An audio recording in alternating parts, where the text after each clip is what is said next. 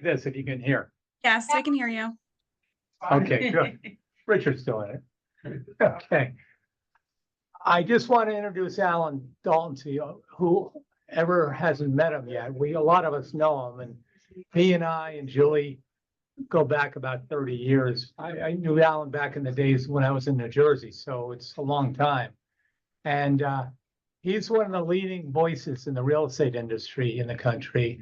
He was president of Realtor.com, and he started companies and ran companies. When Allan first came into my radar, he was working, well, anyway, I worked with a guy named Joe Murphy. Joe and I worked for my father. Joe went out in the zone, and he had a couple offices. Next thing I knew, he had about 4 or 5. And Joe's a smart guy, so I figured, okay, that's good. Next thing I heard, he had 10, then he had 30, then he had 50. I think, what the hell, Joe's not that smart. And then I started hearing about him. And that was why he got so big.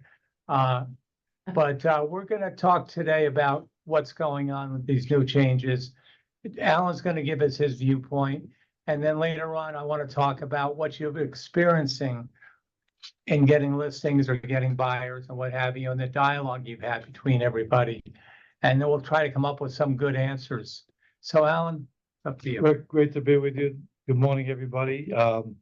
Just on your introduction, over the years, I've had an opportunity to speak in a lot of different places all over the country, and I've been introduced many times, and that was one of them. That's a joke. But you said that Joe was you didn't think he was that smart. He was smart enough to hire me. That's true. And hopefully you're smart enough to have me here today. Yeah. Because this is a very important subject, and it's one that I've spent considerable time on. Last fall, the industry was hit with what I would refer to as a judicially sanctioned extortion, okay? That the industry was found to be in collusion in terms of the way in which fees are articulated. And so I've always said I thought the industry was very vulnerable, but not culpable. It was vulnerable. By the way, can I get a glass of water anyway? Yeah. Thanks. It was vulnerable because they showed in court that in one state, 95% of all the home sellers paid 6%. Okay, whether the home was $100,000 home or 10 million, it was 6%. Whether an agent was 1 day in the business or 20 years, it was 6%. And that made the industry very vulnerable because it just was unseemly and very difficult to logically defend. And but it wasn't culpable because in all the years, thank you so much. In all the years in the industry, I never attended any meeting where fees were discussed, where anybody said we should charge this, you should charge that. So again, it was vulnerable but not culpable. But anyway, as of August 17th is a new paradigm.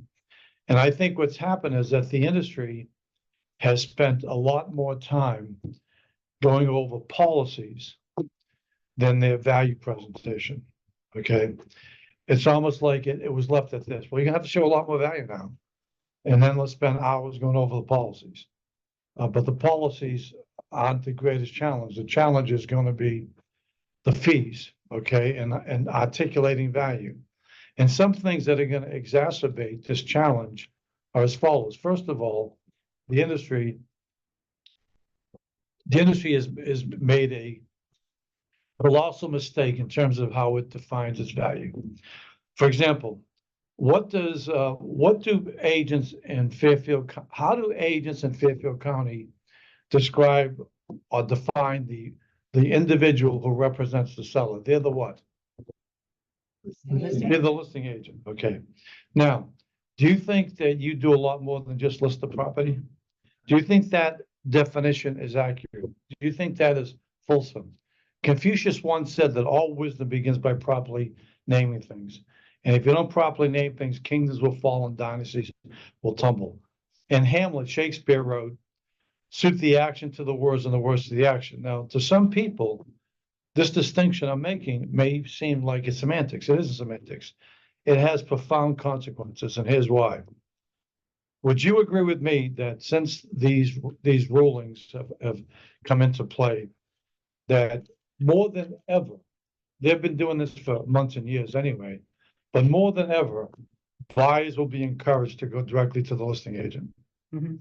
Okay, can we anticipate that? Mhm. Now, the problem with this and the long range thinking is as follows. The name listing agent encourages that. For example, the words buyer agent suggest that a buyer has a representative, okay? Rick is a lawyer by background, and he would, more than anybody in the room, unless we have other attorneys, appreciate that the defense attorney represents the defendant. The plaintiff's attorney represents the plaintiff, okay? The buyer agent represents the buyer. Who does the listing agent represent? It's not clear. And that terminology is very welcoming to buyers. Because who do you think the buyer thinks has more information about the property? The buyer agent or the listing agent?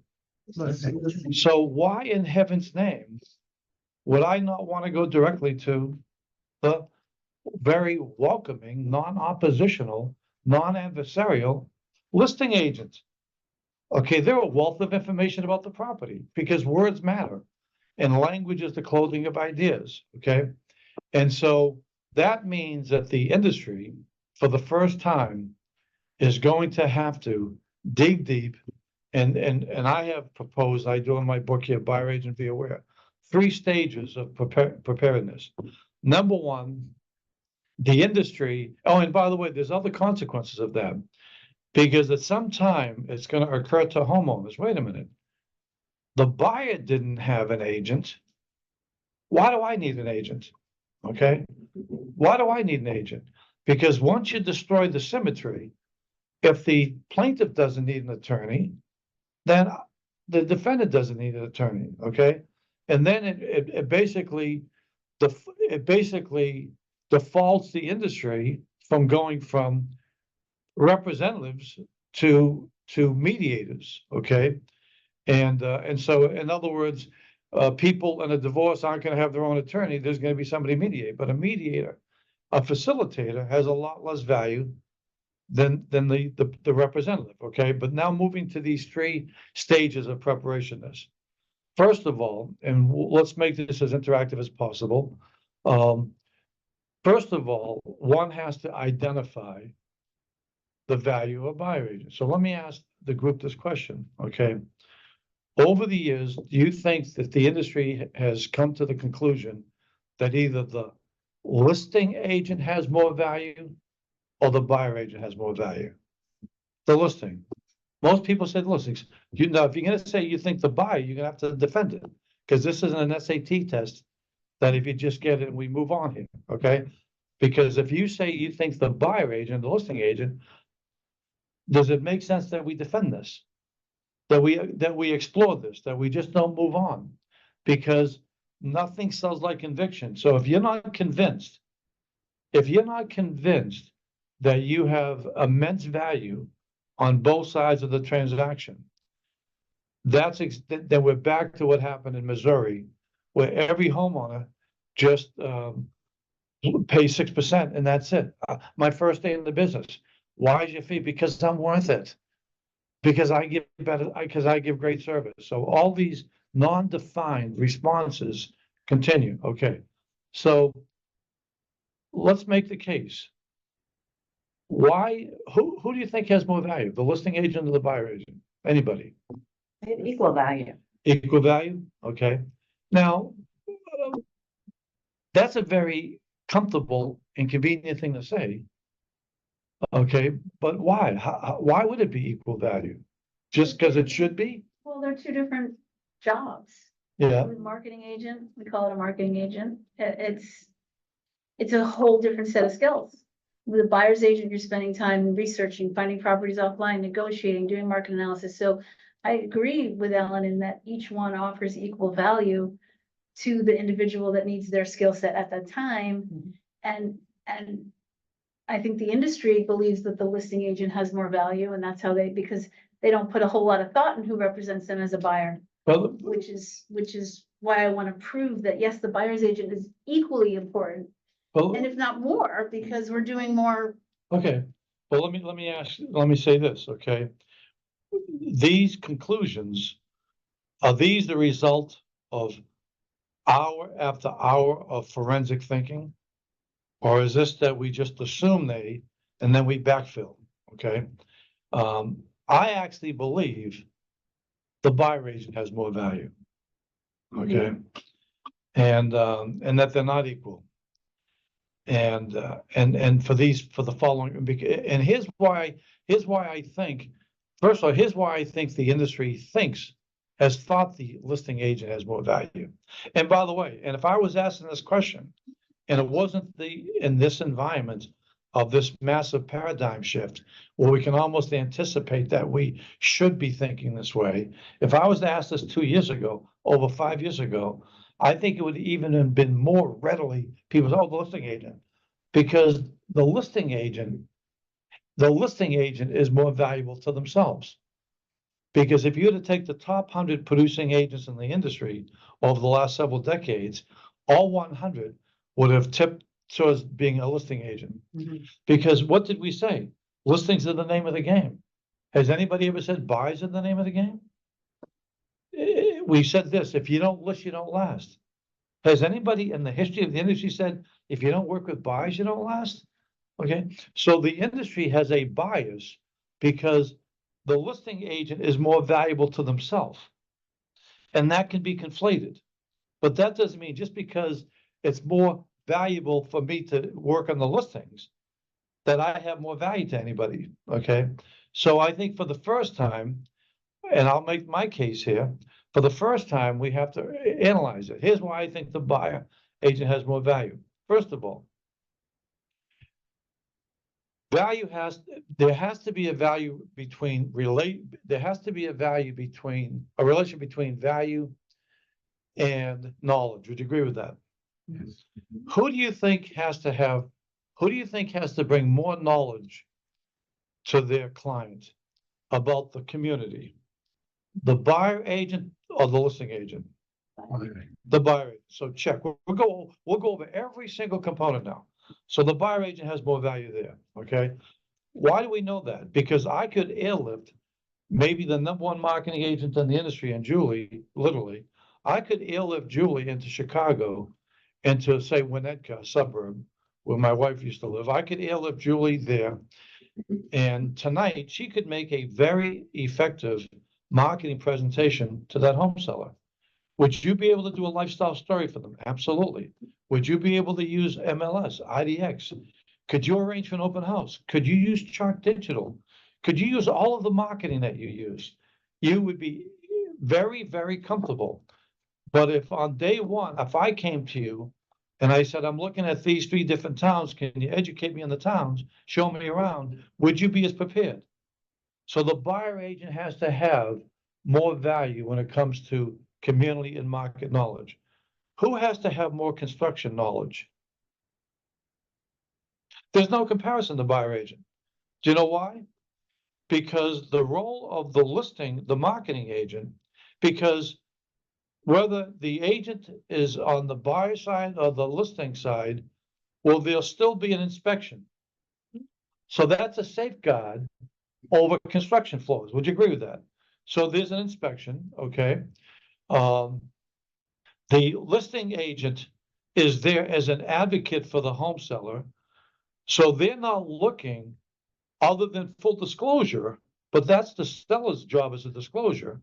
The listing agent is not looking to critique and diminish the value of the construction in their narrative. Would you agree with that? Yeah. But a buyer agent has an ethical responsibility to do that.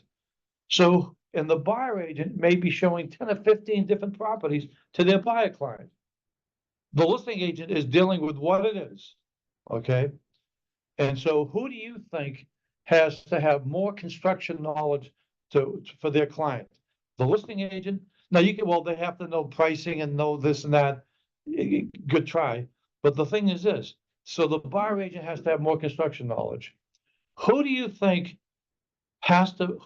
provides greater service? Why? They have to.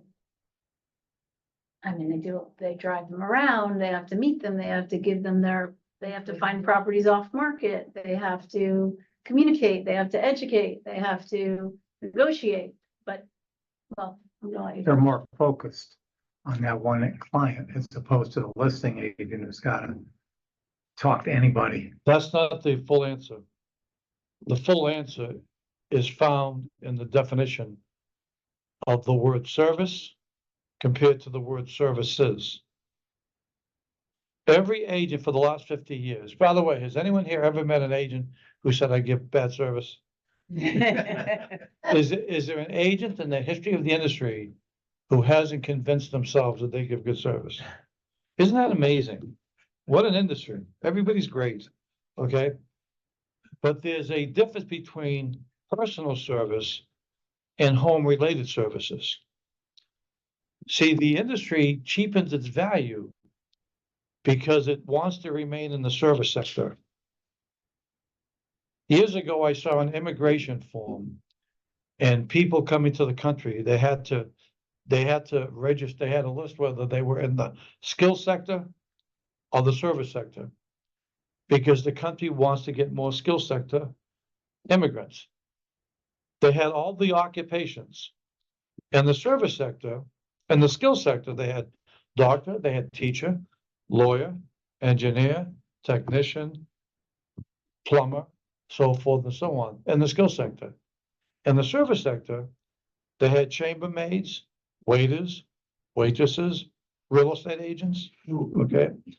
Because the real estate industry has self-defined that it's in the service sector.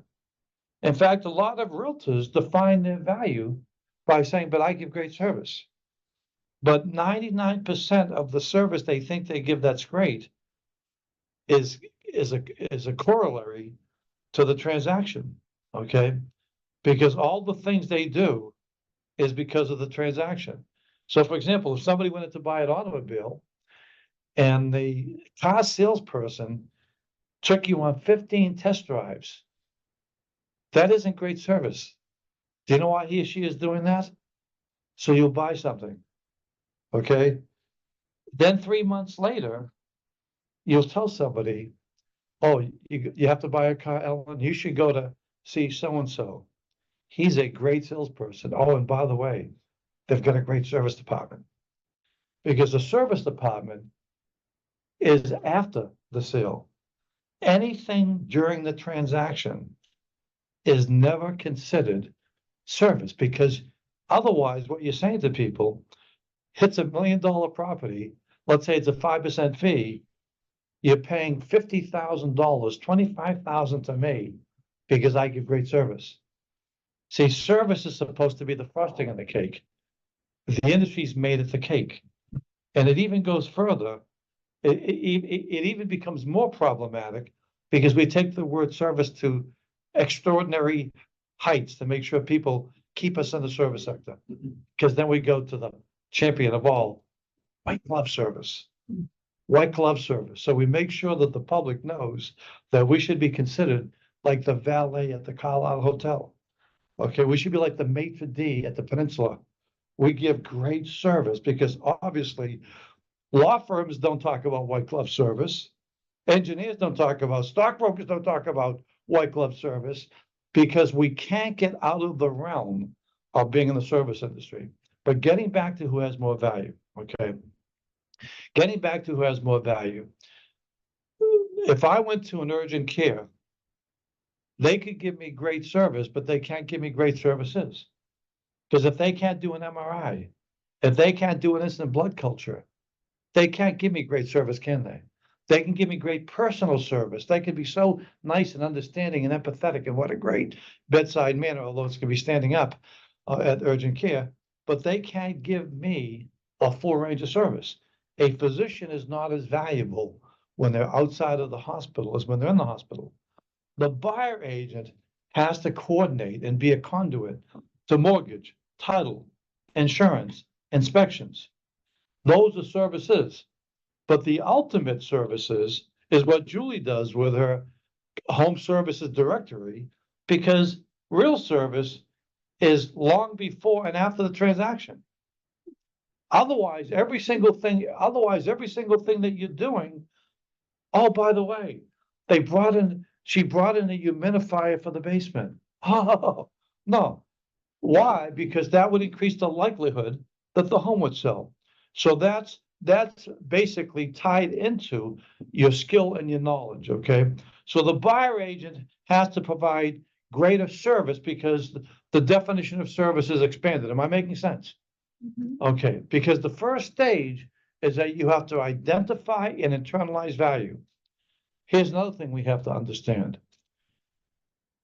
A buyer agent, no, by the way, who has to usually, no, the negotiating's a wash. No one has an advantage. Now, who typically has to spend more face-to-face time with their client? The buyer or the seller, the listing agent? The buyer agent, okay. That's why, and who benefits more by having more listings? The listing agent. And so who has to sacrifice more? So the buyer, and that's why when I first came into the business in New Jersey, Rick, you remember this, over in Pascack Valley, the buyer agent received 80% of the commission. Because back then, they're making the sale. They've got the buyer, okay? In fact, when I was CEO of Realtor.com, not president, CEO, when I was CEO of Realtor.com on our board, we had John Doe, who funded Google. We had Roger McNamee and Bonner from YouTube. And they took hours to understand, why would an agent ever want a listing more than a buyer? The buyer is going to buy the home. And so it's a little disorienting. So anyway, so we first have to, but we have to understand that you're not being compensated because of the parenthetical event. Because otherwise, if you work with somebody for one day and they buy $1 million home, can you see how the buyer may not think that you're worth $25,000? You spent one day with them. And that's a major problem because the industry, because it thinks it's in the service industry, okay, doesn't have an ability to really validate value. Because a doctor who does surgery, okay, 7 years ago, I donated my kidney to my wife, so that's the only surgery I've ever had. But if we didn't have insurance, that would be like several $100,000. But the surgeon is not being paid hundreds of thousands of dollars for the few hours. They're being paid for their medical school, their knowledge, their experience in terms of that, their ability to, the equivalent of negotiate. And so the first thing comes down to this: absolutely understanding your value, because I may not be right, but I'm convinced a lot of realtors, if they were being transferred to another part of the country themselves, and they weren't licensed in that marketplace, they themselves may be tempted to go directly to the listing agent. Am I right? Yes. Am I right? So if that's the case, then we have not uncovered the true depth of the value of an agent and a representative, right?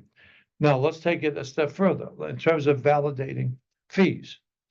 Let's say a home seller said to you, let's say it's $1 million property, about the average price in Fairfield County in general.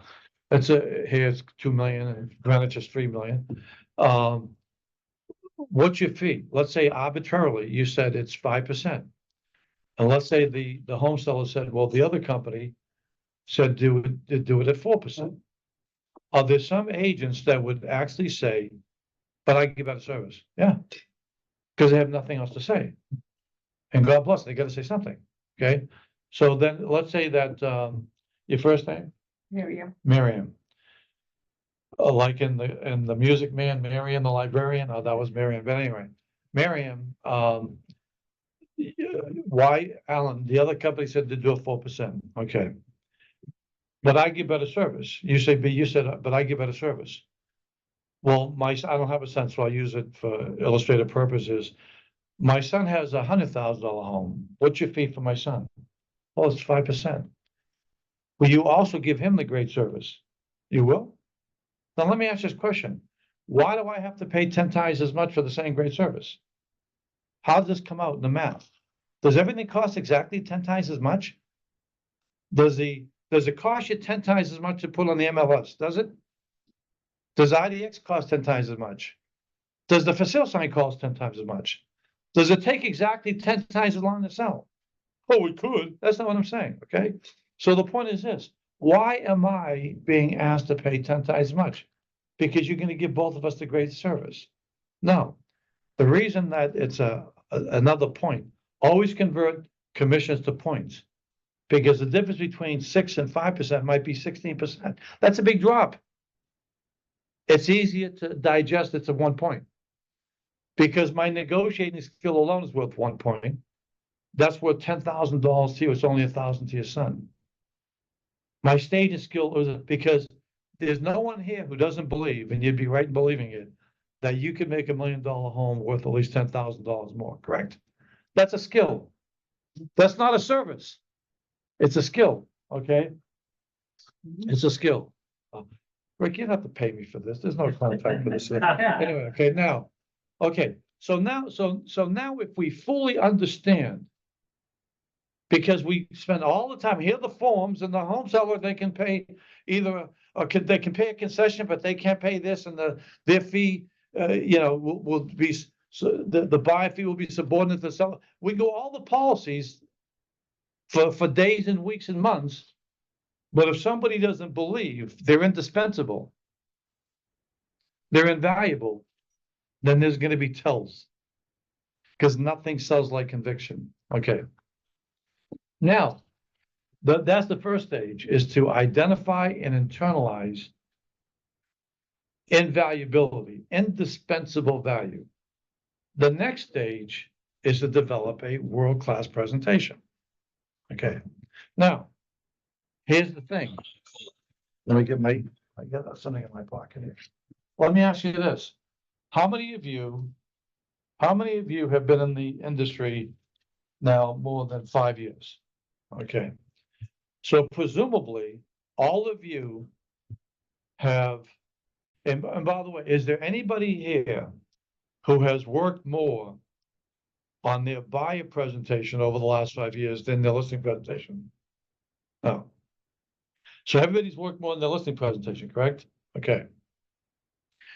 And so how many of you right now, and I'm not gonna put anybody on the spot, embarrass anybody, and I'm not gonna ask you to validate what I ask you, just you can say yes or no. How many of you right now believe that you have developed a compelling, unstoppable buyer side presentation? Raise your hand. Okay. Close. Now, no, and by the way, that would be unusual because, again, we're coming out of 50 years of agents talking about my marketing plan. They haven't been saying my buyer plan, okay? So we have 20, 30, 40, 50 years of history of, I want to help you get the best price in the shortest period of time. Let's get, or as I've introduced in the industry, all marketing comes down to 3 words: range, reach, and influence. That's the predicate for everything. That's the narrative that everything you do is going to fit into. We don't have that. We don't have that equivalency on the buying side.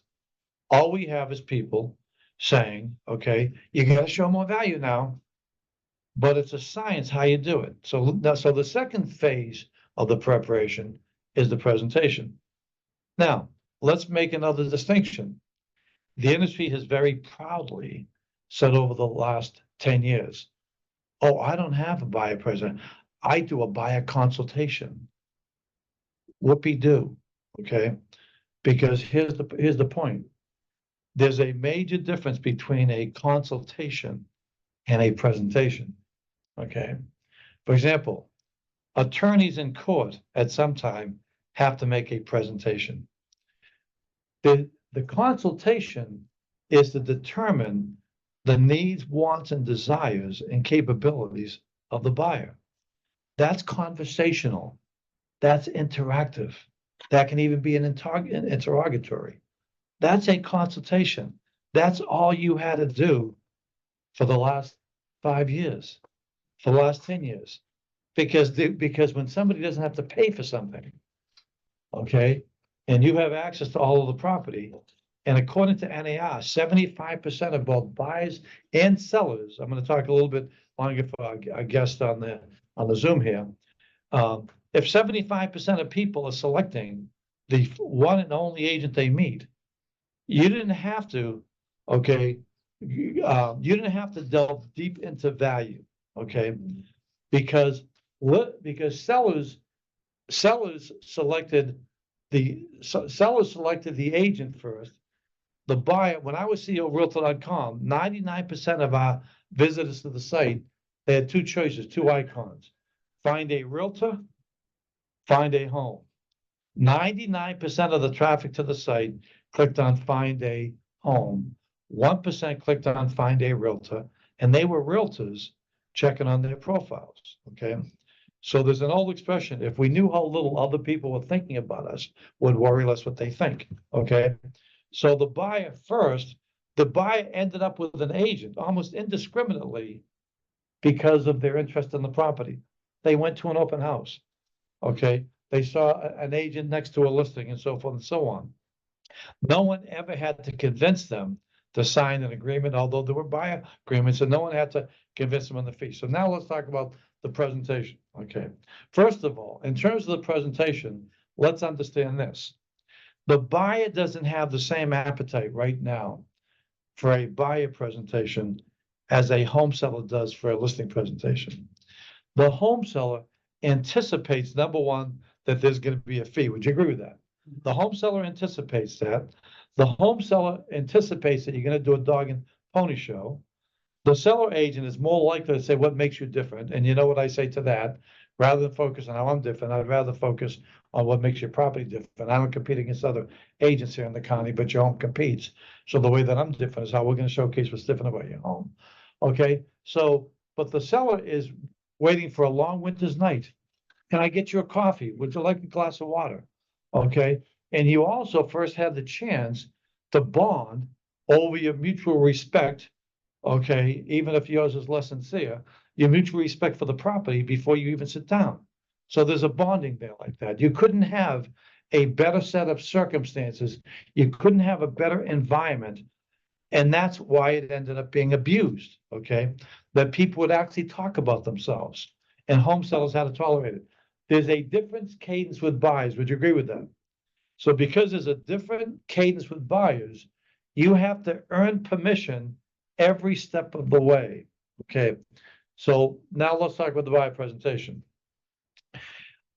Rick is brilliant at this stuff. Julie is the number one marketing, literally. That's why she's in all these books and the industry.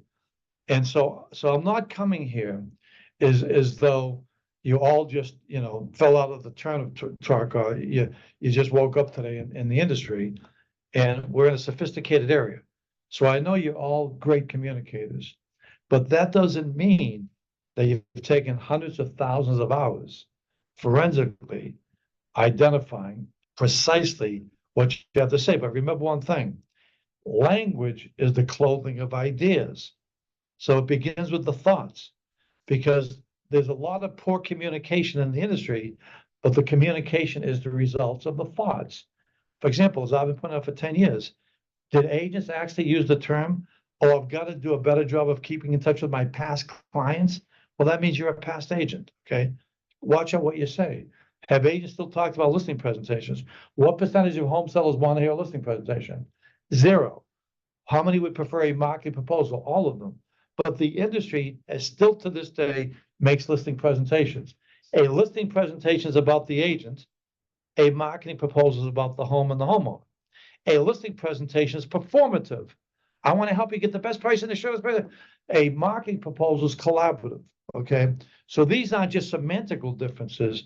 They have profound consequences, But the reason the industry got away with collective ineptitude when it came to presentations versus the way the rest of the world functions is because there was a great blessing, low expectations from the home seller, coupled with the fact that to a lot of homeowners, all agents are essentially the same.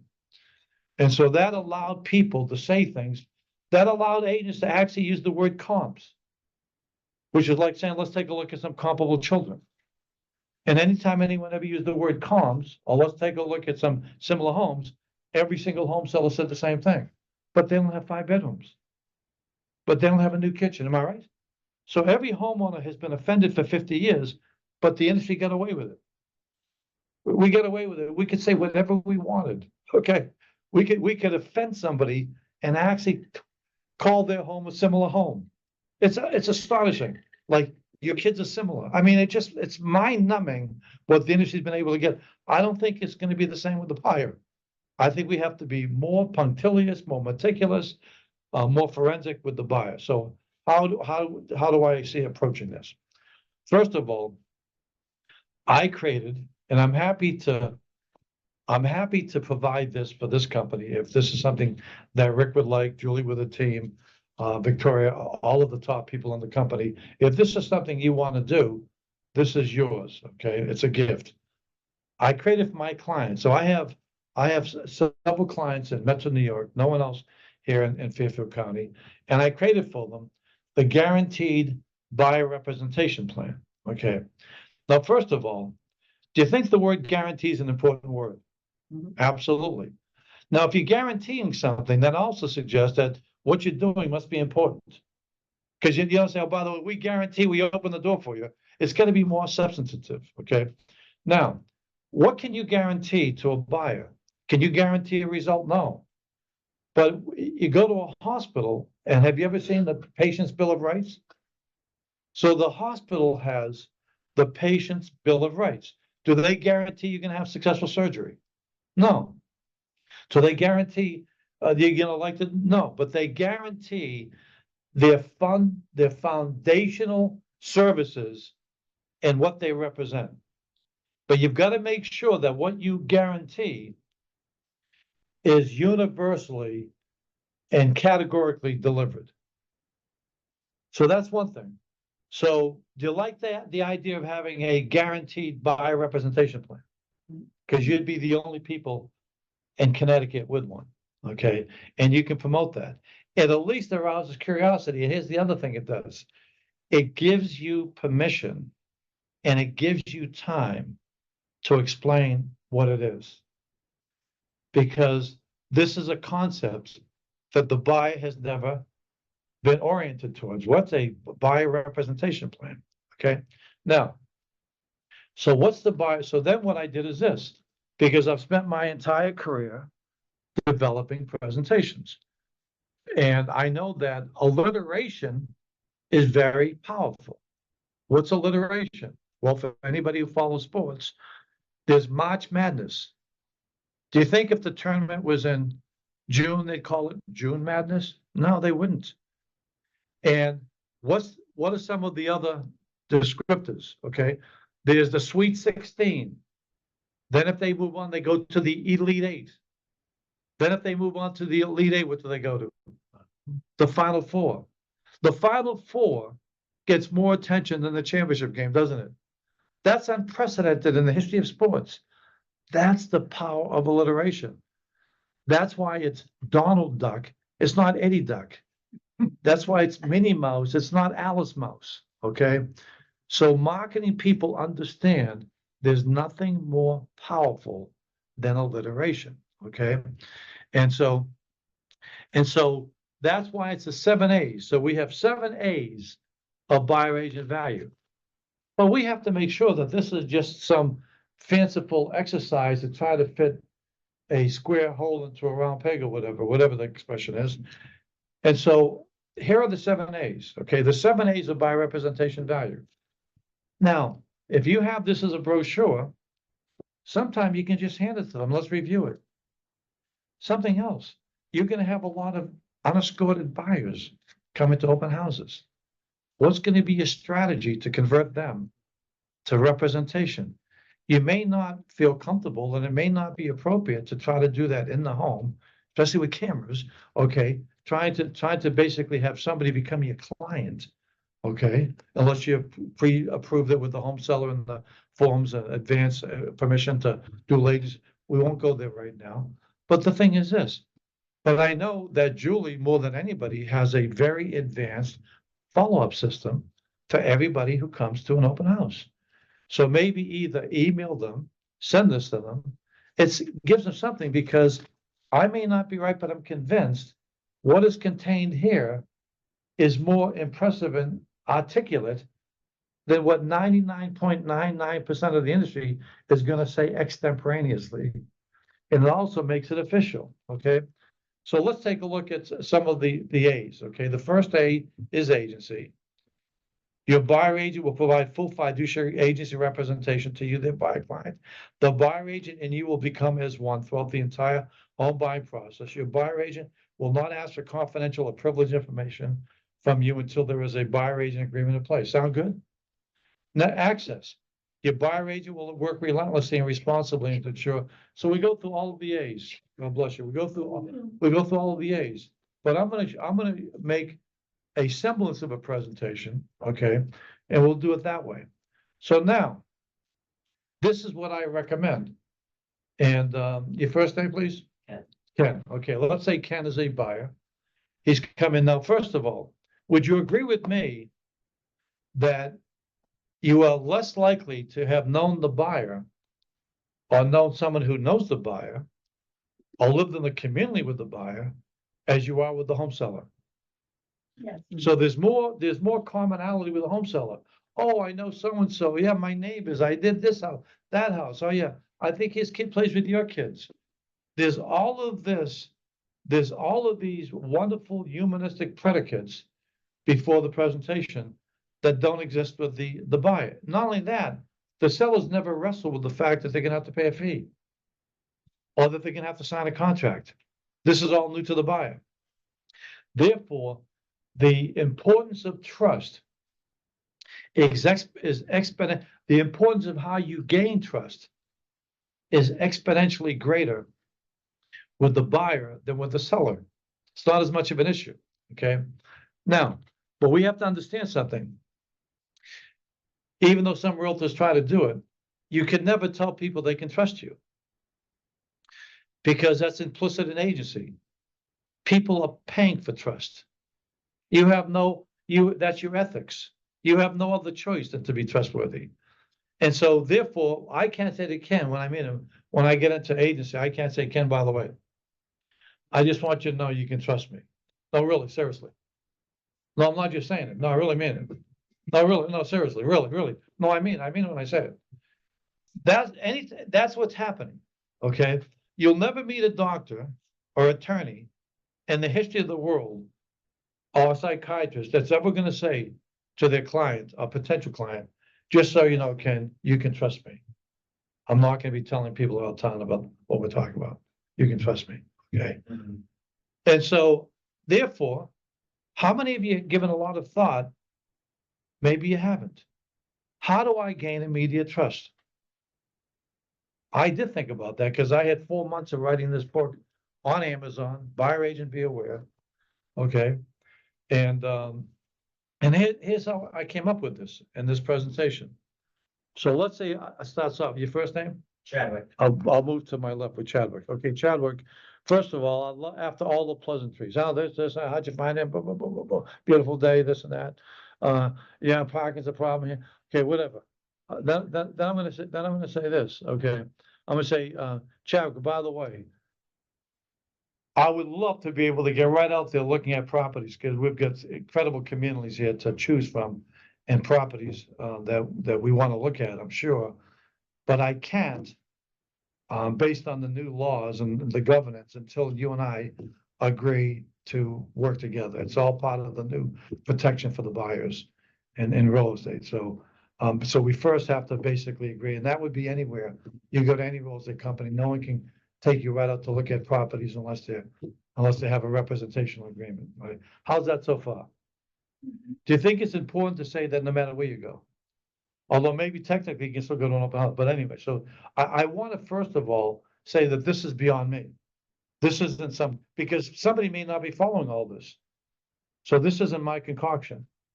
So then I'm going to go like Can I this. just point out that statement, I think a lot of people assume that the buyers are more aware of what's going on than they are.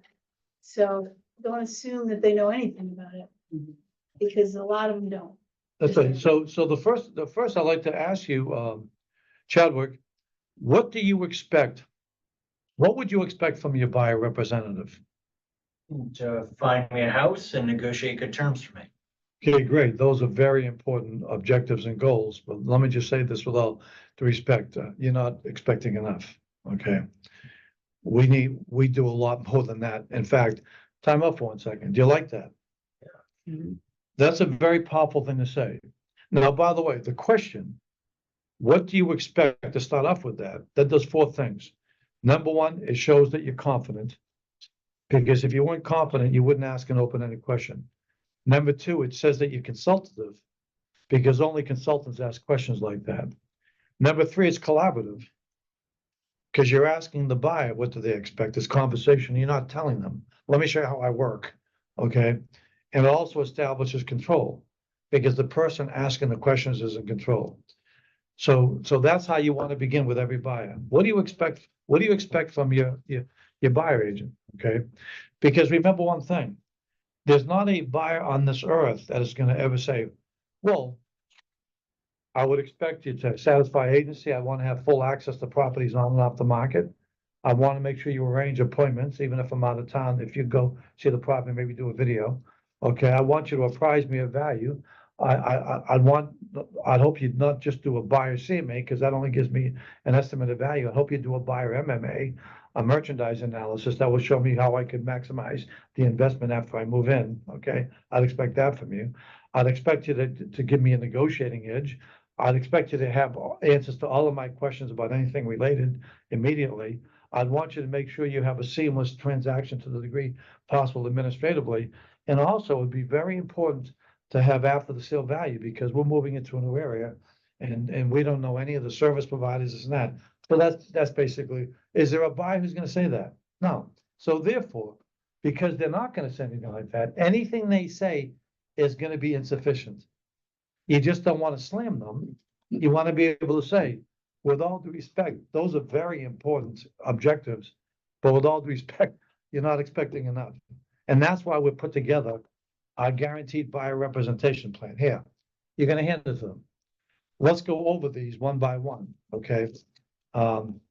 First of all, because you can make this 5 minutes, why don't you take a few minutes and just read through this? That's option number 1. Yeah, I'm good to go, okay?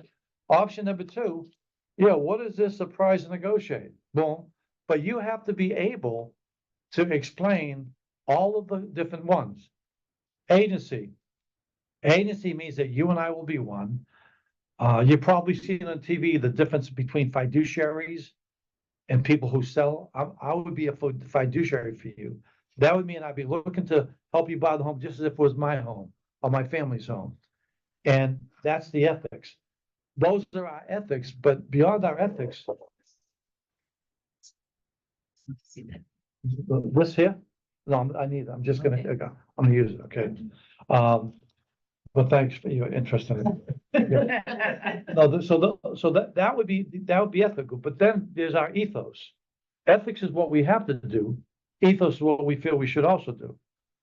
Now, because of the way I treat agency, Chadwick, I'm not going to be asking you this afternoon any questions about your finances, your goals, your timetable, whether you have a home to sell, what's your interest, what are your must, until and unless we agree we're going to work together. Because that to me would be unethical, because I can end up representing another client and that information can be used against you. Time out. I thought for weeks, how can I establish trust immediately? Oh, I like that. And by the way, when I first introduced this, some agent said, I don't know if I like that. But guess who loved it immediately? The attorneys, the people who work professionally, financial planners, my friends of mine. Oh, I love that. That is so solid, because no psychiatrist is going to ask you about things unless they're a client. No attorney is going to ask you what you did that night. Right, Rick? Right. Unless you're a client. We got to step up our game. Okay. That's how you establish immediate trust. I also said that for years on the listing side to the home seller. Now, and here's another example of how I treat agency. Because the seller, see, the seller agent, they represent the seller. The buyer agent, I'll represent you. And then there's something called dual agency, okay, where somebody doesn't represent either party to the transaction, but they help them and assist them. But that's not what we're talking about, although we'll talk about that in a few minutes in the event that ever came up, okay? I'm gonna make sure what you'd want me to do, okay? But sticking with the buyer agent, another thing about agency is that the seller agent will do everything they can to raise the value of the home. Everyone agree with that? And what they'll do today is they'll also use artificial intelligence.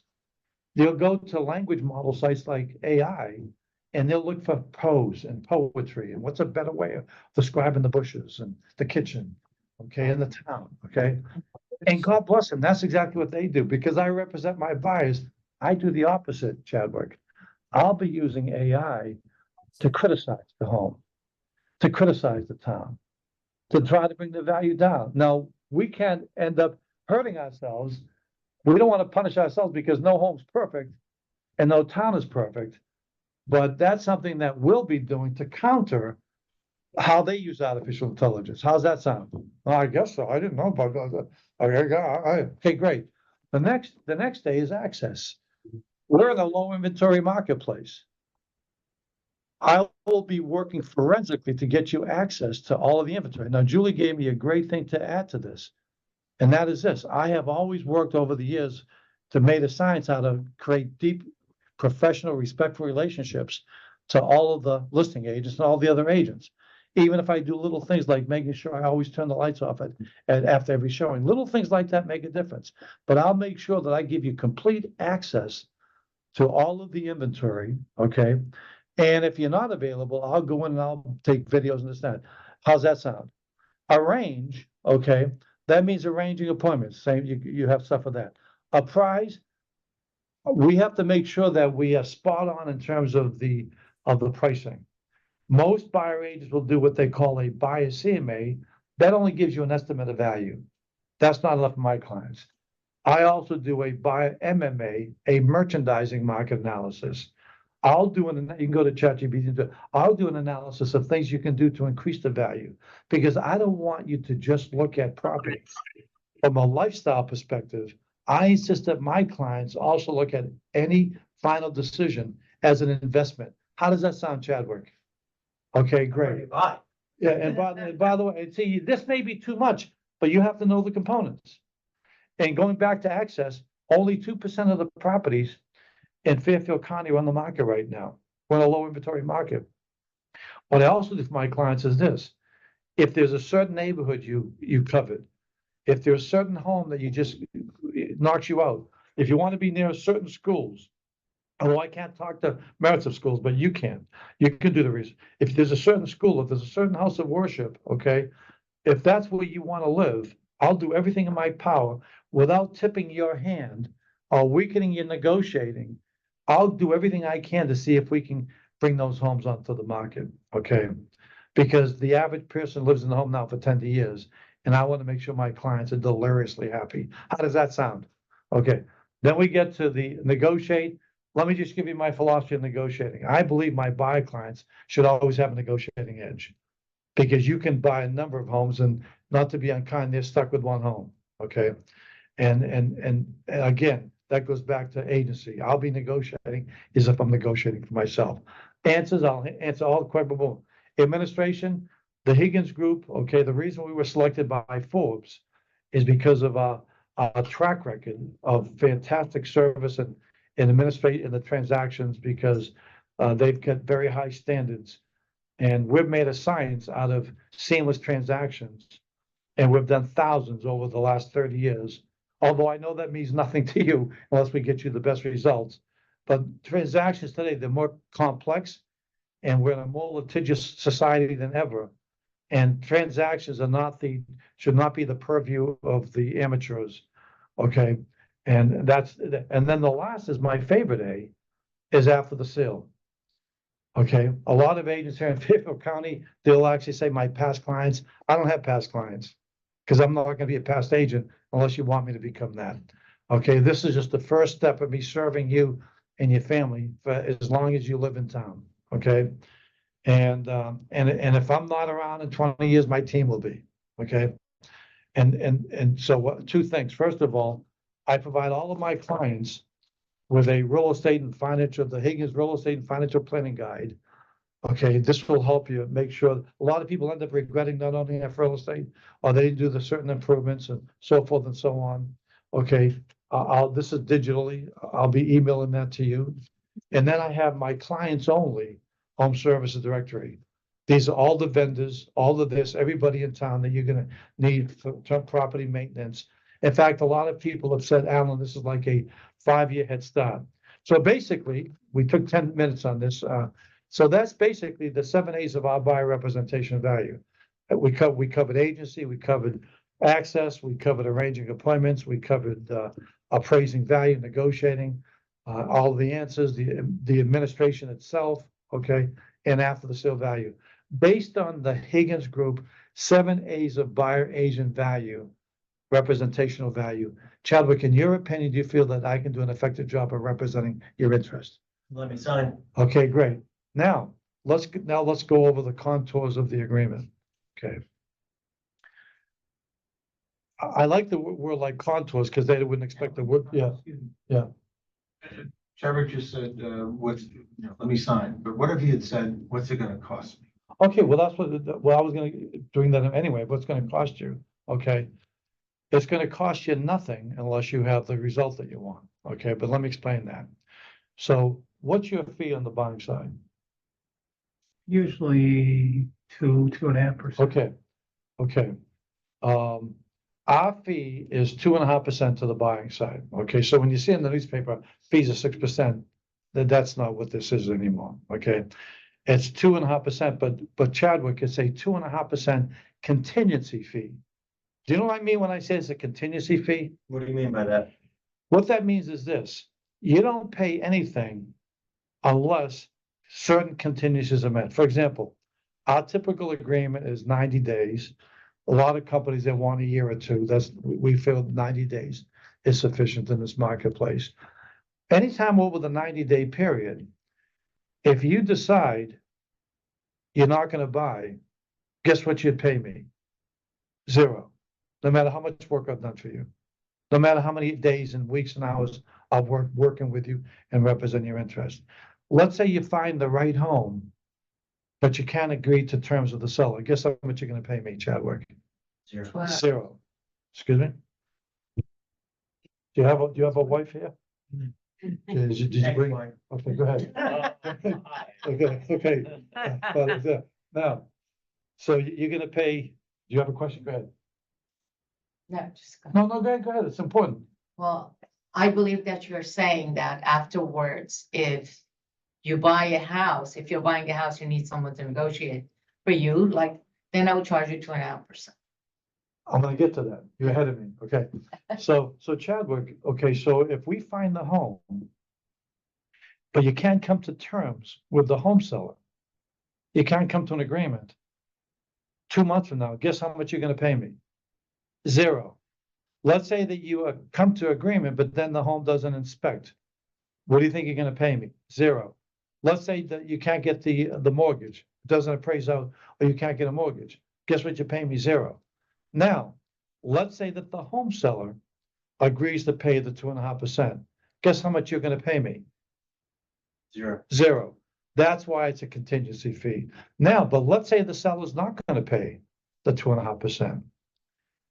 Guess who's gonna pay it?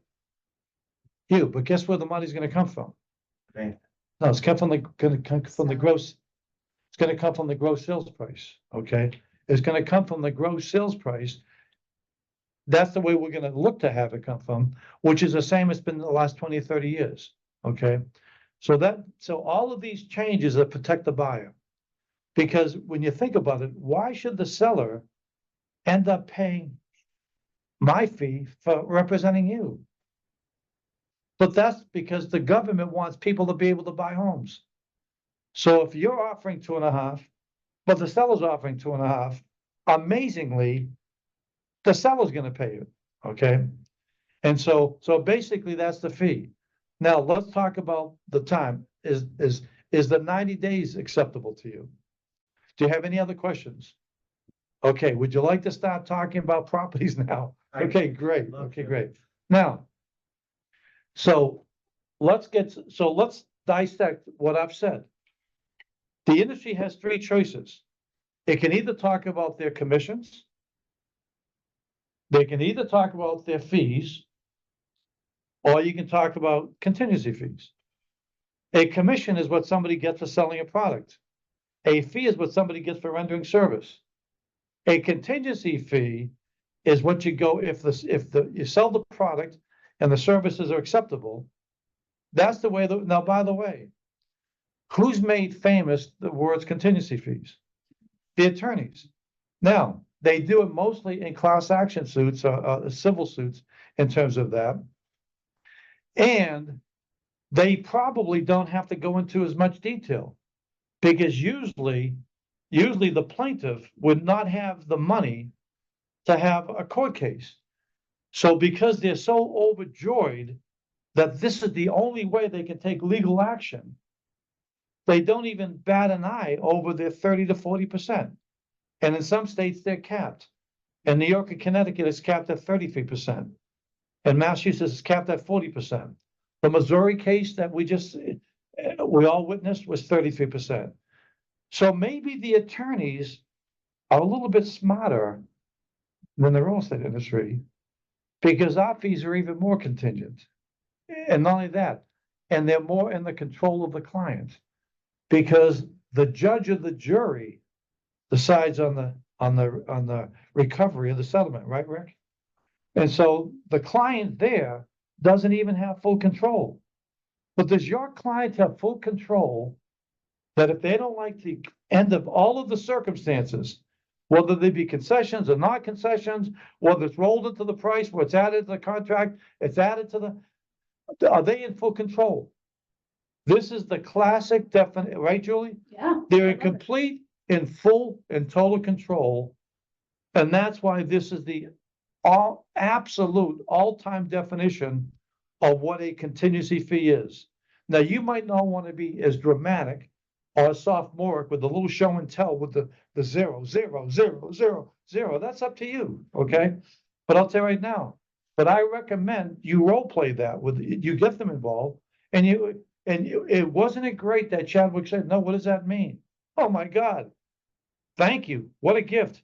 Because now I can romance the stone with that. Okay. And did you like what I said about, and then the seller, in a large percentage of the time, the seller is going to either pay all or some of the fee, and then we might even be able to get concessions in terms of closing costs. And said these are unknown. That's why I saw a contingency, because there's going to be a second layer of negotiations. But I want to make sure I show you every single property, even if they're not offering any compensation, because that will all come out in the wash. It will be baked in one way or the other, and you don't want to finesse yourself, okay? But I have an ethical responsibility to go over all of this with you, and this is all now under the purview of the DOJ. We all have to do this. This is all the governance. It's the rulings of a realtor and so forth and so on. And I want you to hold on to this, okay? Because this will be a reminder of all the things I'll be doing for you throughout the process. But at the end of the day, Chadwick, you're not going to end up buying a home unless you're happy with the home, the final price, what you pay, what the net's going to be, what's baked in, what isn't baked in. But we have to agree on all this before we can even start looking at homes. So are you ready to start discussing homes now? Okay. Any other comment or feedback with this? Go ahead, Rick. One thing you said, I think it got me thinking when you were talking about if you like a particular neighborhood. What we could add in there for the access is you go through that neighborhood, you the buyer, and let me know any houses you like. And give me the addresses. I'll look up the names of the owners and I'll approach them about buying their house. Absolutely. That's all. See, you want to have little stories within the vignettes. If you've got some great negotiating stories, let me give you an example of how you're off the town. You're off to the races with this. If you have because now I want to go over some things that transcend all of this in a few minutes. But if you really have the services, every single decision we've made in our home in Fairfield in the last 7 years, my wife and I, in terms of maintenance and new roofs and this and that, landscapers, comes out of Julie's directory. And I know sometimes Julie probably wishes, I wish I never did this stuff, but that's how you should feel.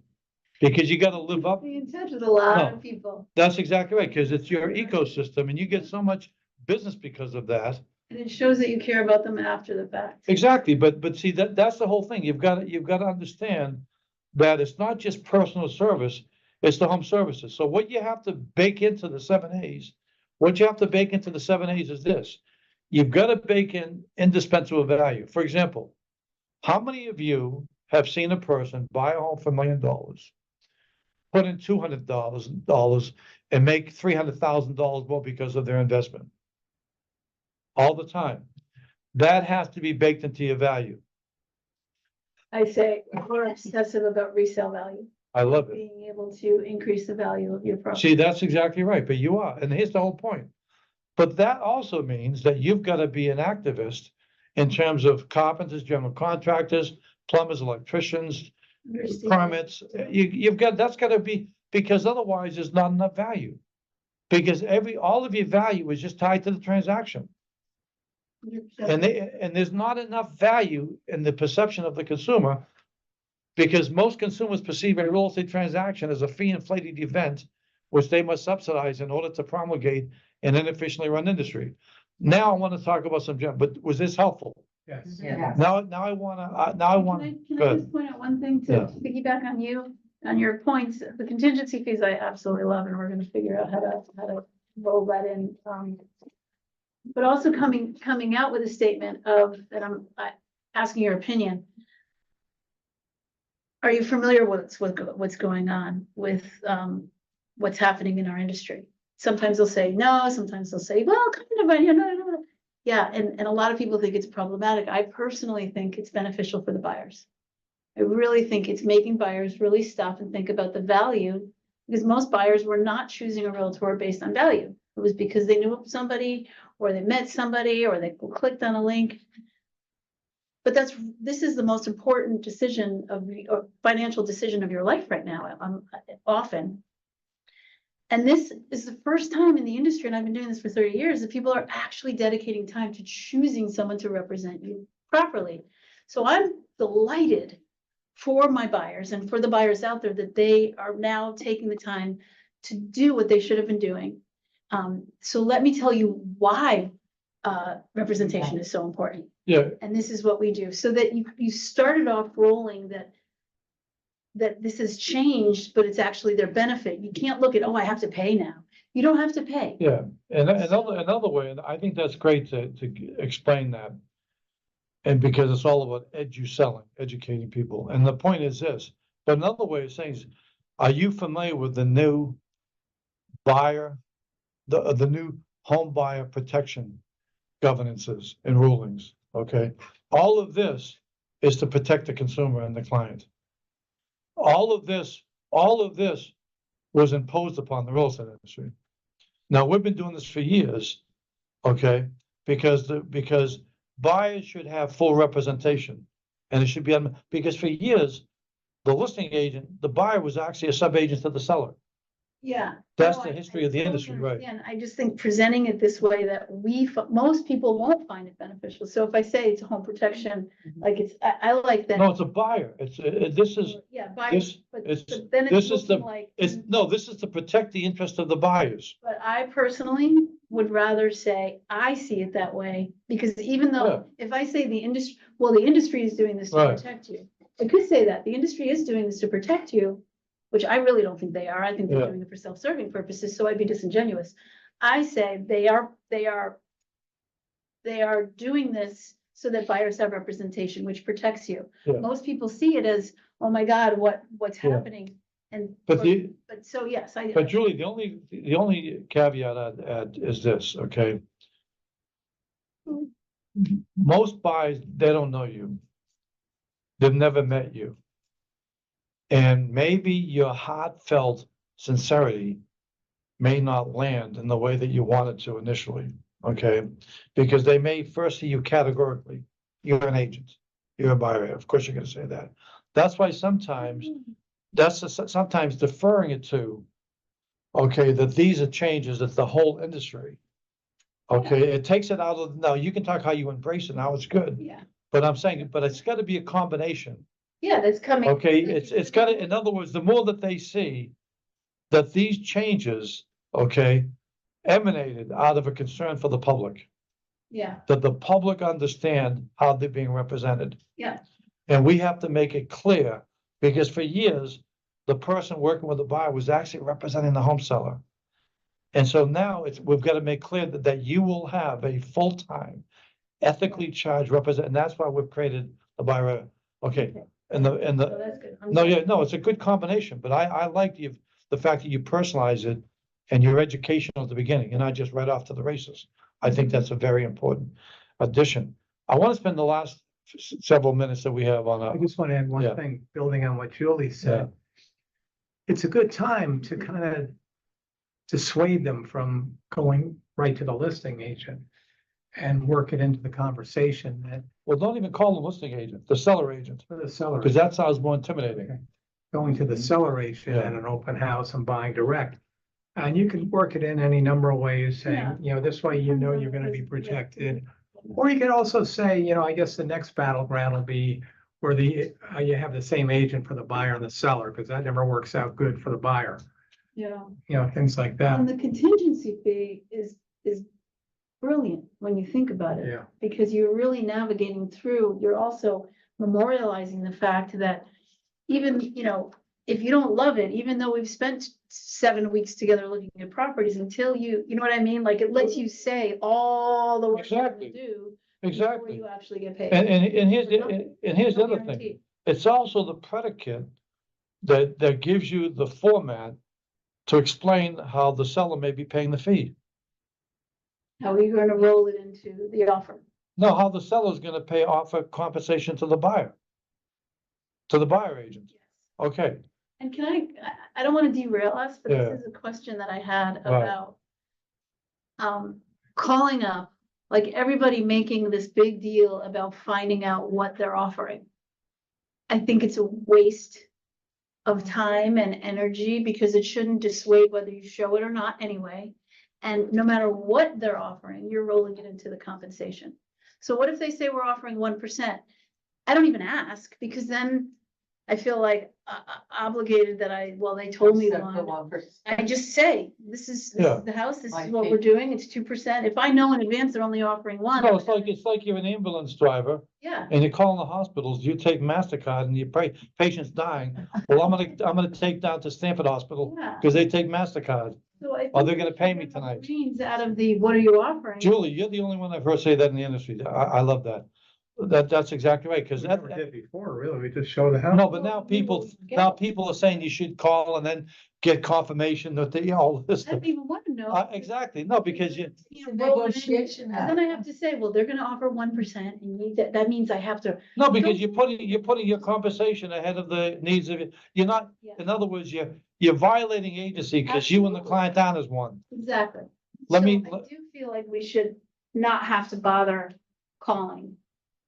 Because then if we ask for more, the expectation is we're not, we're. Give just- some more thought to that and discuss it. Yeah. Okay, now let me come down and stretch with a few points, okay? Here's a question for everybody, okay? Why do you think people say that in this industry, 10 or 15% of people do 85 and 90% of the business? Well, and by the way, why do you think 10% or 50, why do you think 15% of the agents do 85% of the business? First of all, would you agree with me? A lot of realtors haven't even asked themselves that question. If you don't ask yourself that question, you're denying yourself the opportunity to really crystallize what you have to do to be successful. Okay, so I'll put 4 or 5 reasons why a lot of agents aren't in that top 10 or 15%. Number one, because this industry is an industry that represents only 5% of the way people work. 95% of the people in America, they process work. Only 5% create work. People come into the business, they used to be an MBA with Xerox, and they flounder. They're hardworking, they're great, they have integrity, Really. because, thank you, because when they worked for IBM, they didn't have to create a business plan. They didn't have to be creative. They didn't have to be innovative. It was all formatted for them. But this is a business where people have to create and innovate. And Julie, not to be too excessively flattering, Julie, but Julie, I see is the most creative and innovative realtor I've seen in the country, which is why she's in all these books here. Okay. In the same way that I've never met a broker who is more humane and cares as much about the people as Rick. That's why I'm doing this here as a courtesy today. And so the thing is this. And so that's number one. You've got to recognize that you've got to innovate and be creative. The second thing that separates the top 10 and 15, and I know this from all my research at Realtor.com, is they accept the fact that they're entrepreneurs, that this is an entrepreneurial business. And almost every single company I've ever known in all 50 states, including I ran it with Joe, 60 office brokerage, the top agents are always the agents who invest the most in their career. Does anyone invest more in their career in this company than Julie, Rick? See, in other words, success leaves footprints. In California, the top agents make a lot more money because in California, the agents are more entrepreneurial. In the East Coast, the companies were always the stars. Weicker, Schlad, so forth, the big companies. And California was always the agents. So the agents were always more entrepreneurial, more creative. 99% of them had a personal coach. They all had personal brochures. You come to the East Coast, there wouldn't be one agent with a personal brochure. So you've got to be more entrepreneurial and invest in yourself. Third is they have to have confidence, but they go together. I've said this before when I was here years ago. One of my agents, several years ago, she made like $1,500,000. Her name is Gada Abbasi. I gave her a little slogan when we were Better Homes and Gardens. You got to Better Homes and Gada, and then you got to get Gada. But Gada, Ghada, I said, Gada, one day, how did you make all the money last year? She goes, Allan, I'll share with you, but don't tell anybody in New Jersey. I send out 16,000 postcards a month. From the 16,000, okay, she showed me all of the math. I ended up making $980,000. I referred my buyers. All I work with the sellers, okay, reinforcing my earliest points, okay. I may not be right, but I'm convinced she probably sends out more postcards than everybody here put together, okay. But would she send out these postcards if she wasn't confident that if she had 20 appointments, she's going to get the listings? Because you have to have confidence, okay? And that also has to do with the fact that, like, how many of you have role played what you're going to say to the buyer agent? Medical students work on cadavers first, then they go to the live ones. This is too important not to have role played a number of times, because that's how you're going to get your confidence. The other thing is that the top agents understand that real estate is not a sales profession. It's a marketing profession. 40 and 50 years ago, and that's why this program is called like ninja selling. It's not ninja marketing because they're 50 years old. Because 40 and 50 years ago, when I first got my license in Boston, it said real estate salesperson. But this isn't a selling profession. The most successful people, their success is more because of their marketing and social media, not their selling acumen, okay? And so what does that mean? That means that you've got to approach the business as a sociologist instead of a psychologist. Now, see, a psychologist is a salesperson. That's where people get into DISC. Is somebody a D? Is they an I? A U and S? A U a C? Because it's transactional, okay? But if 75% of home sellers only interview one agent, and if 75% of buyers only interview the problem, okay, the Waterloo isn't the sales technique at the point of contact.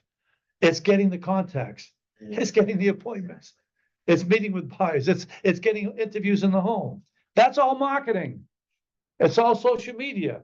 It's not, well, if somebody's audio, Allan, how does this sound to you? And if somebody's visual, Ken, how does this look to you?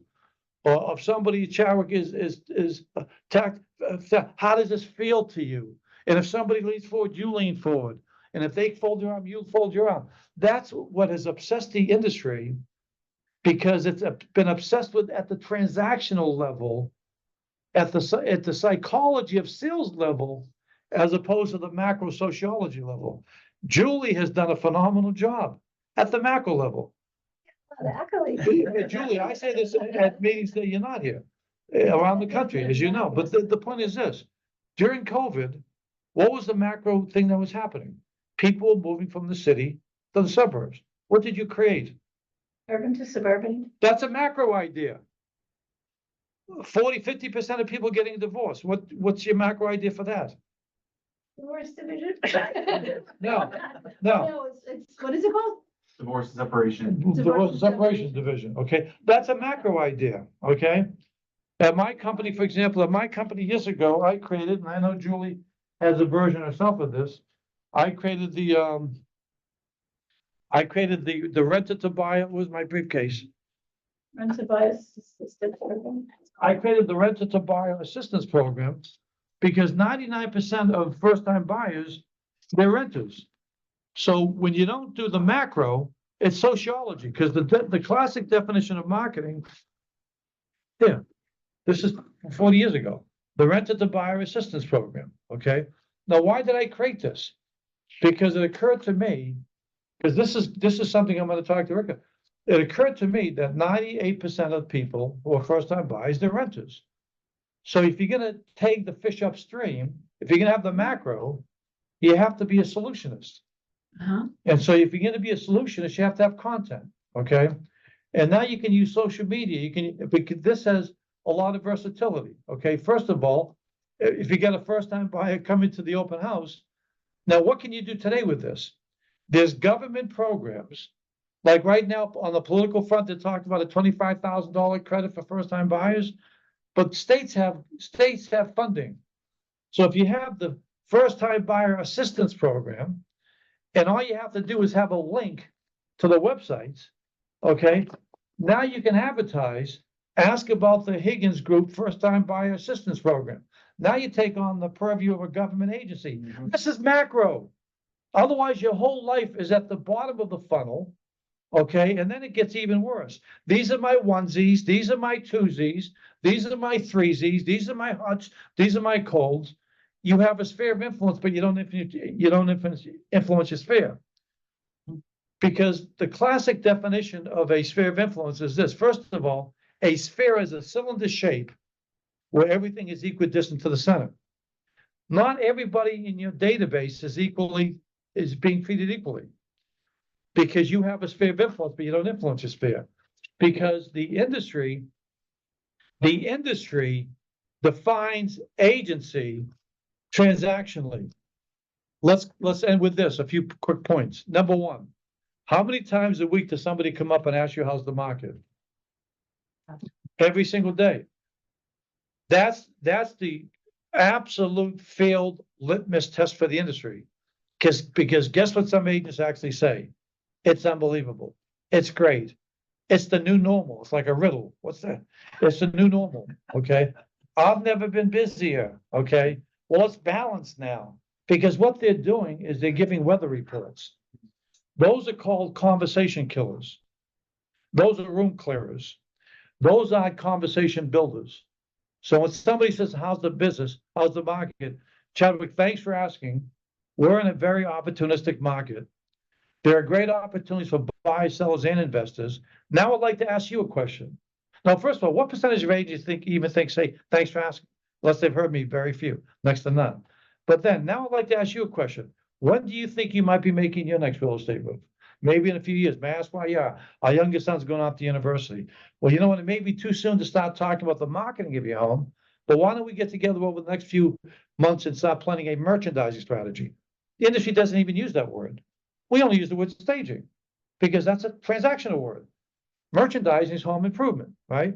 But now that sounds great. But then I'm going to say this. This is the paradigm shift. This has more to do with buyer agency than anything. Then I'm going to say this. Oh, and by the way, I've been meaning to ask you, I would love for you to become one of my real estate clients. Time out. That's never been suggested in the history of the industry. No coaching does that. It's like, who's my daddy? What's my coach say? Okay, let me get my script. Am I doing my scripting? Okay, that's never been suggested for this reason, because the industry defines client transactionally. During a transaction, they're your client. After the transaction, they're your past client. And therefore, before the transaction, there may be a future client, but they're not your client. But you don't have to just define a client by agency. A financial planner can have a client, even if they've never done any business with them. So every single person you ever meet, you want to ask them on the spot. The average home in the country is like 300,000. You've got double the prices of homes. People move here more frequently, and we're blowing all these opportunities giving weather reports, okay, and room clearers. And so what you say, I'd like you to become one of my clients. What does that mean? If I get Rick, if we work on this together, well, I'm going to send you a copy of the Higgins Real Estate and Lifestyle Planning Guide digitally, okay? Because I help my clients complimentary. That's the first stage. People have high affiliation needs. That's why there's thousands of agents walking around. I'm a Ferryite. I'm a Buffiniite. People have high affiliation needs. They want to belong to something. They want to affiliate with something. We are the reason they're not loyal to us is we're not loyal to them. Treat every single person that you know. Upgrade your database to a client base. I could have the largest database in Connecticut next month. I could buy the voter registration rolls for the Republican and Democratic Party, and I could walk around town here on Elm Street as proud as a peacock, but in 2 months I might be a feather duster, okay? Because databases have very little value unless you're mining information that you're going to sell to marketing companies for what movies people go to. It has no value to you. And that's why 99% of realtors, when they, after their 30 years career, they leave, they can't even sell their business because they've been told, treat your business like a business. Oh, gee, let me write that down. What wisdom? I thought it was volunteer work. No, treat your business like a professional practice. A business has customers, a practice has clients, but you have to have something that memorializes that they're a client. It's like saying, I'd like to be a financial planner. I just don't do any financial planning, but sounds pretty good. No. And so this is where the industry must go, because, and this is where you should go, because you've got to make sure that any buyer that comes out of your sphere, that you have value beyond and beyond the Google search.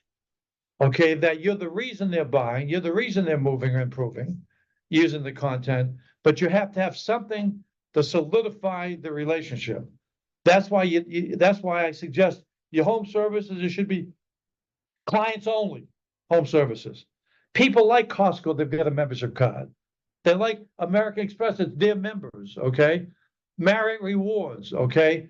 And that's where the industry spends so much more time trying to acquire new clients than leveraging. That's why there's a real estate loyalty gap. Only 10% of people go back to their agents. So those are the things that I think, so that's, I wanted to accomplish that today. I wanted to go over, okay, anything I could help you with the buyer. By the way, in terms of investing in your career, this book here, do you know why? This is 30 years of research, everything I've done, all the stuff, the case studies, Julie. Here's an agent here last year, she made $10 million without a team. Crystal Clark, number one. All these people and so much more. Do you know what I think I'd like to be able to charge for this book? $10,000 for the book each. But you know why I can't charge? Because no one would pay, no one would buy it. But that's what it's worth. But $30 on Amazon, buyer agent, be aware. Just ordered it. This isn't a novel. This is 30 years of all these ideas, language, interviews, scripts. It's not like, well, why don't you get it? Let me borrow it from you. So I save it's the cost of a lunch. It's also kind of like a workbook. It's a workbook. Use it. But it's on Amazon, buyer agent, be aware. Oh, and by the way, full disclosure, I make $5 after every book. So tell me if you get it. I made $50 today. Go ahead. Go ahead. Just the do's and don'ts alone, Right. in my opinion, are worth the, has anybody seen Allan's do's and don'ts? Oh my God, you should do that again, but just that in this book alone changes your thinking. And once you change your thinking, it takes you in all these creative directions. I I'm just gonna give a couple accolades to Allan. Thank you, number one, for saying so many kind things. But I showed him his houses, several houses, before I knew you that well. Right. And I saw him at Inman or Riz, and I was like a little girl, like this was 20 years ago. And I'm so obsessed with learning new ideas and creativity. And he was, usually you go to those events and it's like kind of the same old stuff you hear and again. And he was the first person that was like, I was like a little puppy dog. I go up after, I'm like, I want to learn more. Fast forward a couple of years and I'm showing him houses. He's at the time CEO of Realtor.com. And I was like a sponge. Like, you know how you're like, I really don't feel like taking them around for 3 hours because it takes so long and you don't want to. I was like trying to extend the trip as long as I could because it was like, I was a sponge. Started my team and people used to call it Allanisms, remember? Because half of what came out of my mouth as I was growing came from Allan, and at least half. And these, I had the similar, so you all also are attracted to your own kind of energy. And I had the divisional kind of ideas and all this thing, and that helped to validate what I wanted to do, but took it to a whole new level. So I'm giving this speech because it's hard to see the value of things sometimes when it's right in front of you. And I think a lot of people in our company have overlooked the brilliance that we have right in front of us because they don't have their ears turned on. And they just are like, well, it's when you listen to the amount of thought that goes into what Allan says, whether you agree or don't agree with the entire, like sometimes I disagree, like I don't use the word opportunistic and he does, and it works for some people and it doesn't work for me. I might not do something, but if I hear him talk for 1 hour, I'll take at least 3 gold nuggets that I'm going to implement to make myself more successful. And the things in investing in your career, contingent, this is investing in your career. And we were just talking about this morning at our leadership meeting on agents having to recognize that they have to invest in themselves, because that not only gets you things that you're not getting, but it gives you confidence and it gives you more leaning into because you have an investment in it.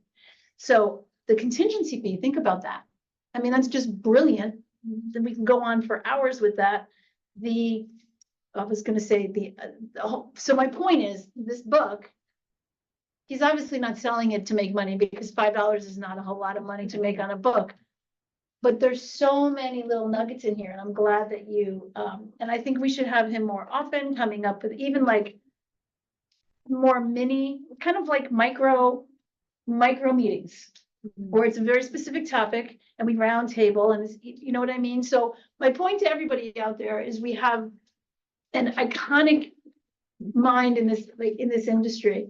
And I want to see us all, I know I've taken advantage of it and I've benefited, and I want everybody to be. Really, thank you. And by the way, you're so kind, and Rick has been so blessedly kind to me. I'll say one thing that I'm gonna recommend to Rick, okay? Because I live here in town, okay, in Fairfield. And I don't want to be flying all over the country anymore. I'm gonna be 76 in February, so I'm not looking to get on planes. So I have my clients. I've got 1 in Long Island, 2 up in Mass, now Anthony Lamacchia as well. And I have them now with the billboards. Can I just say Anthony Lamacchia has hired Allan Dalton as a coach. And Anthony, many of us know Anthony. We worked with Anthony. Yeah. So If he's got my billboard idea up all over the state now. When people think of Massachusetts real estate, they think Lamacchia, okay? And, but anyway, but one thing I'd be interested in doing is this, if I work this out with Rick. Making this company the test pilot, okay, on a consulting basis, on a fee basis, making this company the test pilot for real estate planning, to create your own product, how to do annual reviews, how to let the public know that basically your slogan, redefining real estate, that a new chapter in real estate, okay? Because at some time, the industry, if it doesn't go there, it's going to go away. Like in the 1960s and 70s, there used to be something called life insurance agents. Then Ralph Nader in 1980 in Consumer Report said, don't buy cash value life insurance. So the whole industry had to change. They became financial planners. They went from first selling burial insurance to death insurance, then it sounded better to call it life insurance. Then they knew there was not enough value there. They all became financial planners. So they took a holistic approach. The industry has to go beyond the transaction. Everybody says that, but there's not a plan. And the only way, when I introduced this concept to my board at Realtor God, John Doerr, who's founded Google, Bono of U2 was there, Roger McNamee, okay, the founder of Nickelodeon. They said that's the only good idea that we've ever seen out of your industry. Because everyone says, oh, I don't sell roads, I sell lifestyles, but it's gotta be more than just selling lifestyles. Everyone, I actually own the URL Real Estate Trusted Advisor. But there's gotta be something behind it. There's gotta be a process and a methodology. And so that's something I'm gonna leave you with. I'm gonna talk to Rick about that. Because that's how you'll lock down everybody. You'll have an edge that no one has ever seen before, and it'll be pennies on the dollar. Anyway, but thank you, Rick. Anything else? No, I think we'll meet next Wednesday. And what I'd like to do next Wednesday is just talk about what we're experiencing with situations. People running into people, how they're discussing if it's 0% on the compensation, just work out some ideas. And I want everybody to benefit from all our joint experiences. And then we'll just talk about strategies with this new. I've got some ideas. I think we Hey, can. by the way, have you ever thought of having your son come in the business? All I hear is great things about him from everybody, and especially Julie. He's a rock star. Yeah, He's the future. I'm turning into Fredo. He's Michael now. He knew it was you all along. Hey, Rick, can I use an office? Because I have a podcast. Yeah.